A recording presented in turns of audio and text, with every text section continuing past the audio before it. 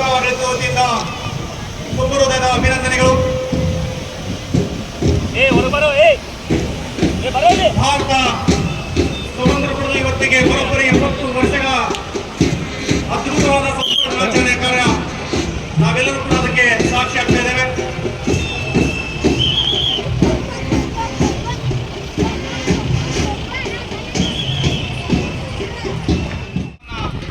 ಬಲಿದಾನ ಕೊಟ್ಟಿರ್ತಕ್ಕಂಥ ಆ ಮಹತ್ವದ ಗಳಿಗೆಯನ್ನ ನೆನಪಿಸಿಕೊಡ್ತಕ್ಕಂಥ ಸುಂದರವಾದ ಗಳಿಗೆ ಇದು.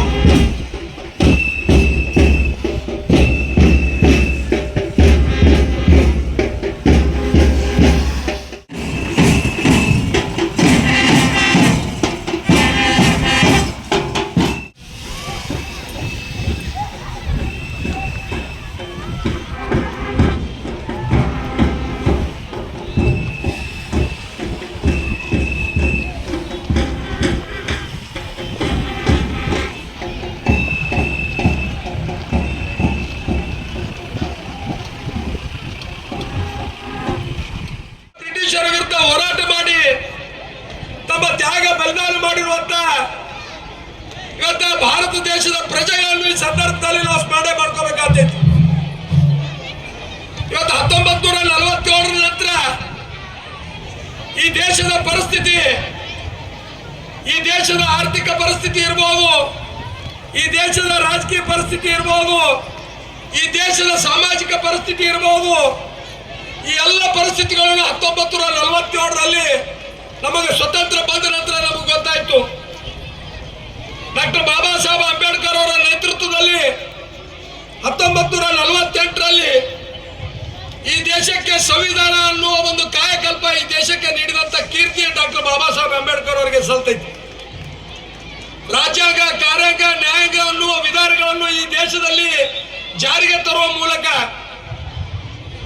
ಈ ದೇಶದ ಪ್ರಪ್ರಥಮ ಪ್ರಧಾನಮಂತ್ರಿಗಳಾದ ಸನ್ಮಾನ್ಯ ದಿವಂಗತ ನೆಹರೂಜಿ ಅವರ ನೇತೃತ್ವದಲ್ಲಿ ಡಾಕ್ಟರ್ ಬಾಬಾ ಸಾಹೇಬ್ ಅಂಬೇಡ್ಕರ್ ಅವರು ಬರೆದಂತ ಸಂವಿಧಾನದ ಅಡಿಯಲ್ಲಿ ಈ ದೇಶವನ್ನು ಆರ್ಥಿಕವಾಗಿ, ಸಾಮಾಜಿಕವಾಗಿ, ಈ ದೇಶವನ್ನು ತಂತ್ರಜ್ಞಾನದಿಂದ, ವಿಜ್ಞಾನದಿಂದ ಇವತ್ತು ಮುಂದುವರಿಸಬೇಕು.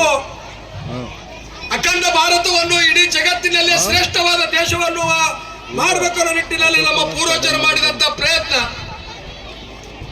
ಇವತ್ತು ನೆಹರೂಜಿ ಅವರು ಇರ್ಬೋದು, ಇವತ್ತು ಇಂದಿರಾ ಗಾಂಧಿ ಅವರು ಇರ್ಬೋದು, ಇವತ್ತು ಲಾಲ್ ಬಹದ್ದೂರ್ ಶಾಸ್ತ್ರಿ ಅವರು ಇರ್ಬೋದು, ಇವತ್ತು ರಾಜೀವ್ ಗಾಂಧಿ ಅವರು ಇರ್ಬೋದು, ಇವತ್ತು PV ನರಸಿಂಹ ಅವರು ಇರ್ಬೋದು, ಮನಮೋಹನ್ ಸಿಂಗ್ ಅವರು ಇರ್ಬೋದು, ದೇವೇಗೌಡರು, IK ಗುಜರಾಲ್ ಅವರು, ಇವತ್ತ ಈಗಿನ ಪ್ರಧಾನಮಂತ್ರಿಗಳಾದ ನರೇಂದ್ರ ಮೋದಿ ಅವರು, ಆ ಎಲ್ಲ ಮಾನ್ಯರಿಗೆ ಇವತ್ತ ಈ ಸಂದರ್ಭದಲ್ಲಿ ನಾವು ಹೃದಯಪೂರ್ವಕವಾದ ಅಭಿನಂದನೆಗಳನ್ನು ಸಲ್ಲಿಸಬೇಕಾಗ್ತೈತಿ.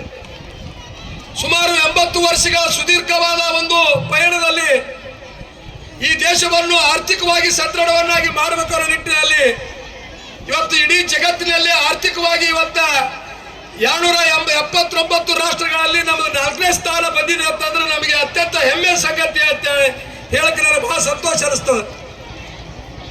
ಇವತ್ತು ಸಾಮಾಜಿಕವಾಗಿ ಈ ದೇಶವನ್ನು ಸದೃಢವನ್ನಾಗಿ ಮಾಡಬೇಕು ಅನ್ನೋ ನಿಟ್ಟಿನಲ್ಲಿ ಕೇಂದ್ರ ಸರ್ಕಾರದ ಯೋಜನೆಗಳು, ರಾಜ್ಯ ಸರ್ಕಾರದ ಯೋಜನೆಗಳು ಒಬ್ಬ ಕಡೆ ವ್ಯಕ್ತಿಗೂ ಮುಟ್ಟಬೇಕು, ಅವರು ಶಿಕ್ಷಣವಂತರ ಆಗಬೇಕು, ರಾಜಕೀಯದಲ್ಲಿ ಮುಂದೆ ಬರಬೇಕು, ಅವರು ಅತ್ಯುತ್ತಮವಾದ ಆರೋಗ್ಯವನ್ನು ಪಡಿಬೇಕು, ಅತ್ಯುತ್ತಮವಾದ ಧಾರ್ಮಿಕ ನೀತಿಯನ್ನು ಪಡಿಬೇಕು ಅನ್ನೋ ನಿಟ್ಟಿನಲ್ಲಿ ಸಾಕಷ್ಟು ಯೋಜನೆಗಳು ಈ 80 ವರ್ಷದಿಂದ ನಿರಂತರವಾಗಿ ದೇಶಕ್ಕೆ ಜಾರಿಗೆ ತರುವ ಮೂಲಕ ಈ ಅತ್ಯಂತ ಪ್ರಬುದ್ಧವಾದ ಈ ಭಾರತ ದೇಶವನ್ನು ಇವತ್ತು ಅತ್ಯಂತ ಸದೃಢವಾದ ಇವತ್ತು ಕಟ್ಟುವ ಮೂಲಕ ಇಡೀ ಜಗತ್ತಿಗೆ ಮುಂದಿನ ದಿನಮಾನಗಳಲ್ಲಿ ಜಗತ್ತಿನ ಗುರು ಅನಿಸಿಕೊಳ್ಳುವಂತ ಕೆಲಸ ನಮ್ಮ ಎಲ್ಲ ಹಿರಿಯರು ಇವತ್ತು ಈ ಕೊಡುಗೆಯನ್ನು ಕೊಟ್ಟಿದ್ದಾರೆ ಅಂತ ಹೇಳಕ್ಕೆ ನನಗೆ ಬಹಳ ಸಂತೋಷ ಅನಿಸ್ತದೆ.